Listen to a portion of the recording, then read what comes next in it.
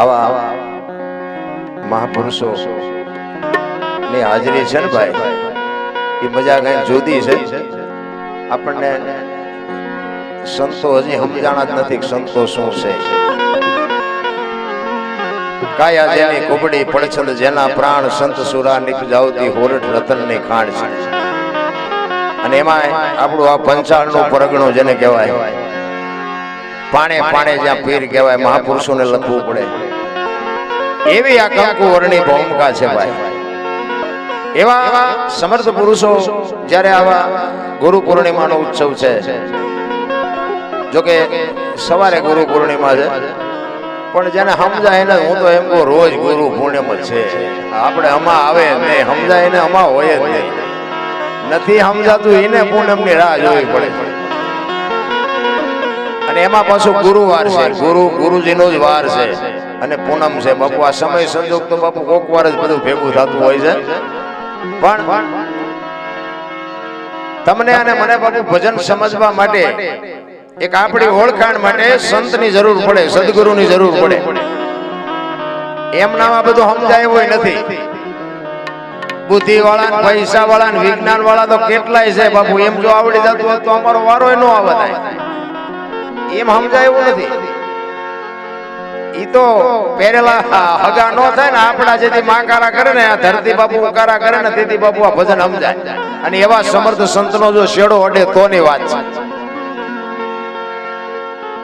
તમને અને મને એક અમારા ગુરુ મહારાજ તો એવું કહેતા કે ભગવી ચિત્રી હામી મળે ને જો મોઢામાંથી સીતારામ ન બોલી શકો મરી જાજો કે તમને જીવવાનો કોઈ અધિકાર નથી. બાપુ અમારા ગુરુ કહેતા.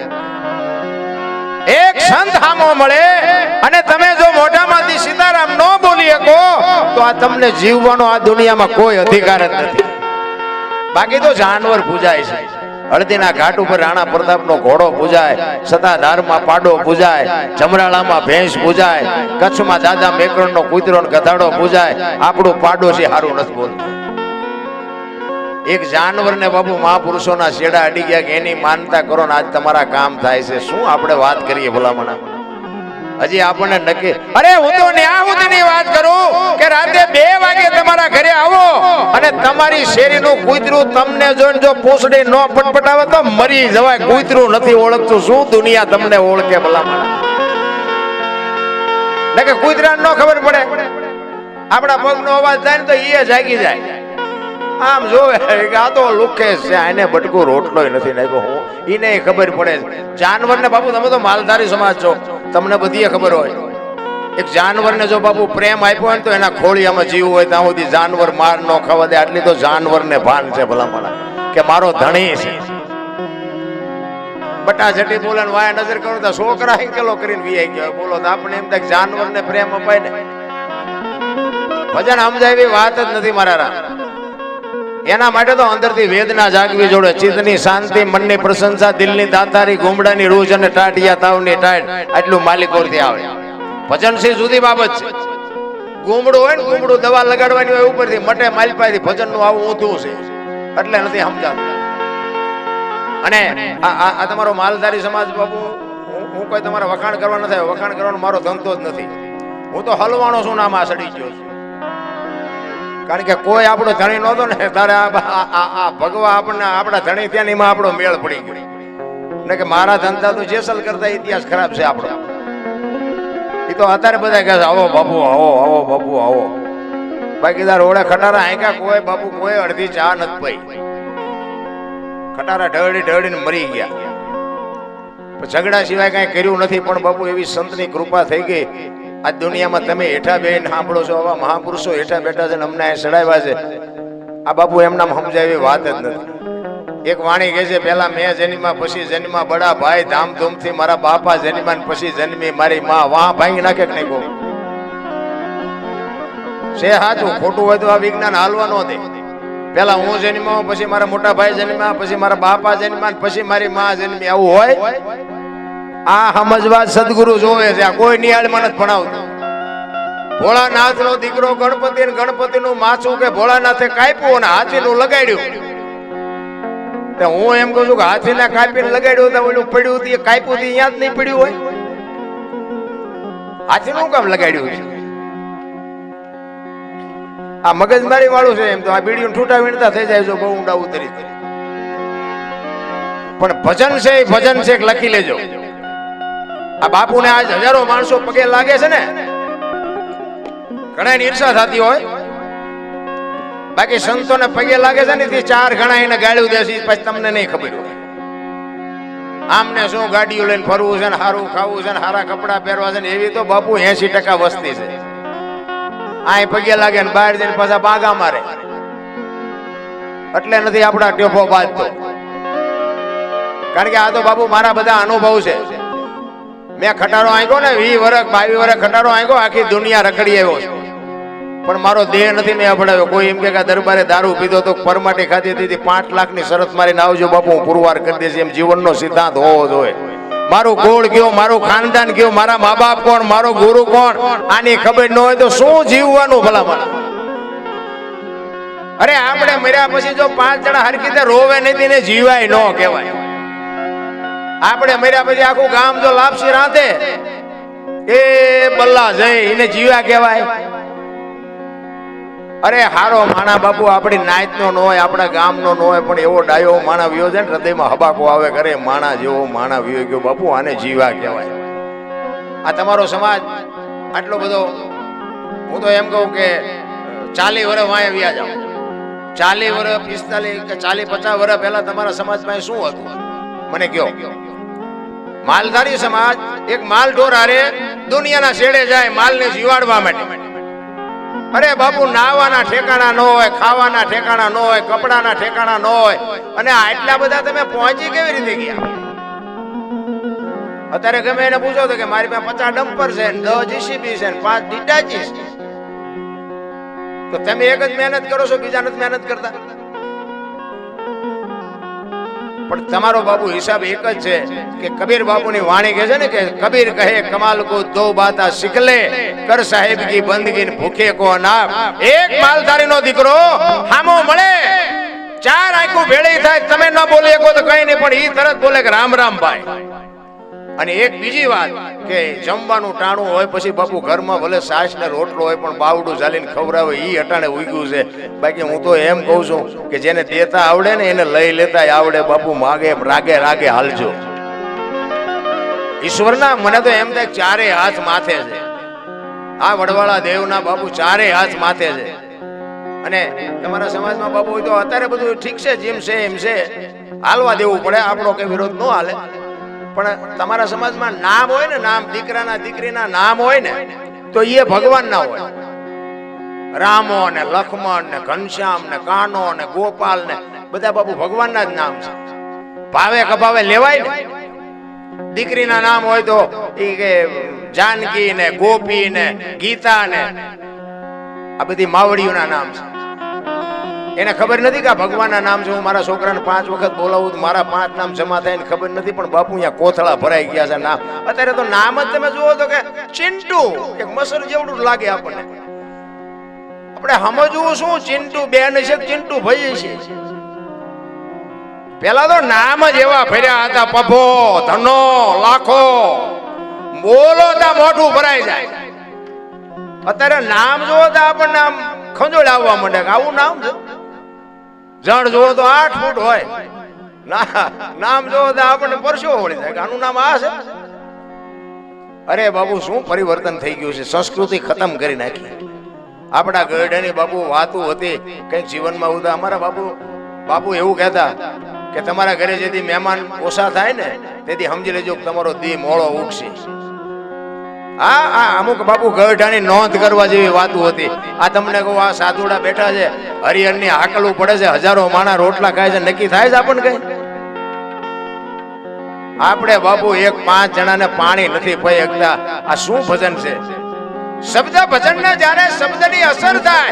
એક સવારામ સાહેબ બજાણામાં ભજન કરે, સુરતા કોઈ સુગડ સમેટે, સાહેબ ઘટમાં ભેટે, તીર્થ વ્રત બહુ કરે, જાય બજરીને બેટે, પડ્યું અહીંયા ગોતે ની ગોતે, સેટે સેટે, આદલ તો અંતરમાં રહે છે, મારા બાપ ભજન કરો તો ભેટે.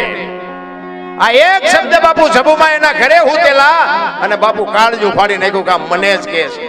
આ વાણી છે ને બધાય મને તમને બધાને લાગુ પડે, પણ જેના ભાગ હોય એને મેળ પડે. વરસાદ પડે, વરસાદ તો જેને જે જોતું હોય એટલું મૂક્યું હોય એટલું આવે, ગ્લાસ મૂક્યો હોય ગ્લાસ જેટલું આવે, ડોલ મૂક્યો ડોલ જેટલું આવે, માટલું મૂક્યું હોય માટલા જેટલું આવે. કોક અપાઈ ગયા ઊંધું મૂક્યું હોય કોરે કોરું રહે. શું લેવું છે તો આપણને ખબર હોવી જોઈએ ને. ભજન તો બાબુ ભજન છે, અને ભજન તમે આ શબ્દની ખોજ ન કરો ને તો આમાં બસ માથા હલાવો એટલું, બાકી કાંઈ છે. બાકી મહાપુરુષોને તો લોટાના શણ્યા સાહેવા છે. એટલા જ માટે બાપુ મહાપુરુષો એક વાણીમાં એવું કહે છે, એ જી નથી મફતમાં એ જી મળતા એના તો મૂલ ચૂકવવા પડતા સંતને. થોડો અવાજ આપો. સંત પણ રે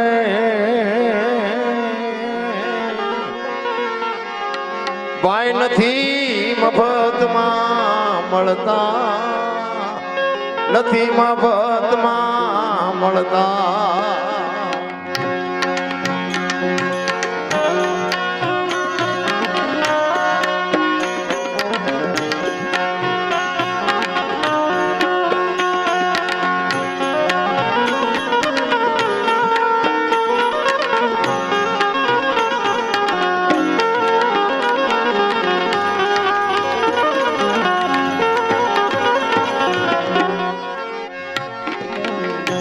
ભરી બજારે ભાઈ કોઈ વેચાણા,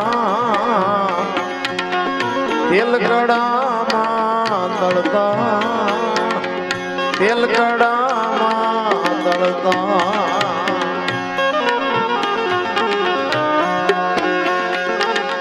ભરી બજારે કોઈ વેચાણા,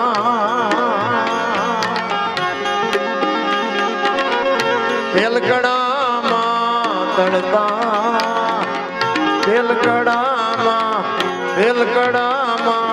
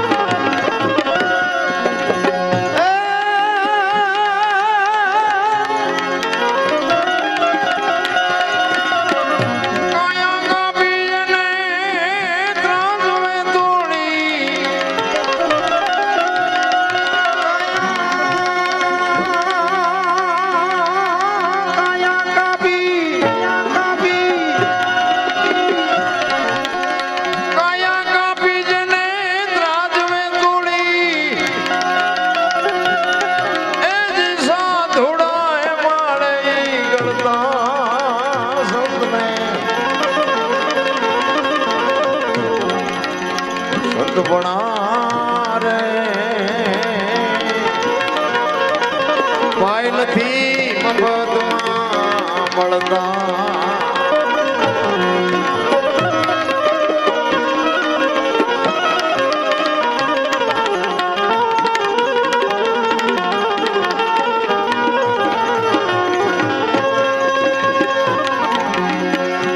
પ્યારા પુત્રના માથા ખાંડી ભોગ સાધુ ને દરતા, ભોગ સાધુ ને દરતા.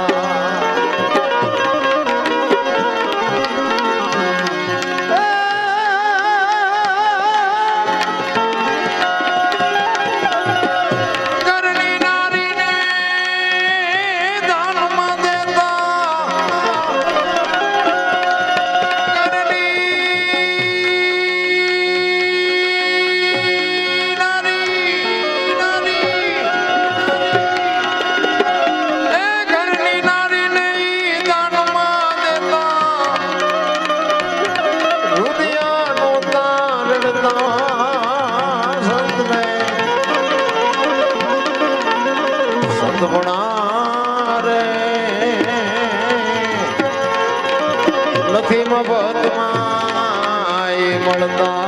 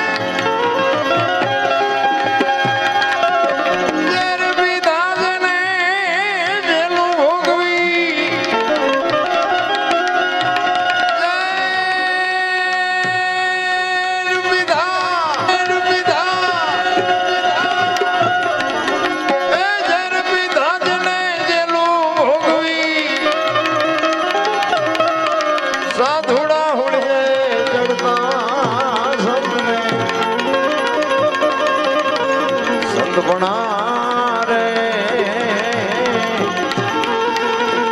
નથી મફતમાં, નથી મફતમાં, નથી મફતમાં. વિચાર કરો, મહાપુરુષો વાણીમાં લખે છે, હું તમે હતા નહીં, સાચું ખોટું મારો રામ જાણે. રામ વનમાં ગયા તે આખી દુનિયા કહે છે, હું કહું છું, ગયા ત્યારે હું નહોતો, કોઈ ફોન બોન ન કરતો. કારણ કે આમાં તો અમારું સાંભળવા કરતા અમારી ભૂલું કાઢવા વાળા જાજા હોય છે. તેલમાં તરાણા દીકરા કાપ્યા, બૈરા આપ્યા, કરવત મુકાયો, ઝેર પીધા, જેલમાં ગયા. બાપુ કેટલી કેટલી કઠણાઈ. અને તમે વિચાર કરો, અત્યારે કળિયુગમાં હાવ હેલું કરી દીધું. મહાપુરુષો કહે છે, કેવલ નામ આધાર, નામ સમો વડે કોઈ નહીં, જપ તપ તીર્થ ને યોગ, નામે પાતક છૂટીએ, નામે નાશે રોગ. એક નામ સદગુરુ મહારાજ આપે ને એનું નામ લઈ લ્યો અને એનું ભજન કરો, બસ બીજી કાંઈ કરવાની જરૂર નથી. એટલા જ માટે કહે છે, એ નથી મફતમાં મળતા એના તો મૂલ ચૂકવવા પડતા સંતને. સંતપણા રે ભાઈ નથી મફતમાં મળતા, નથી મફતમાં.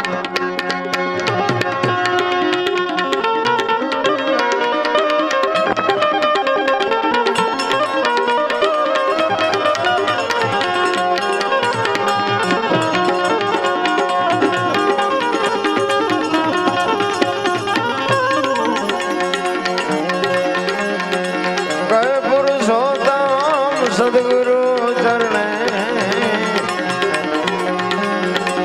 ચોપડે નામ એના જડતા, ચોપડે નામ એના જડતા.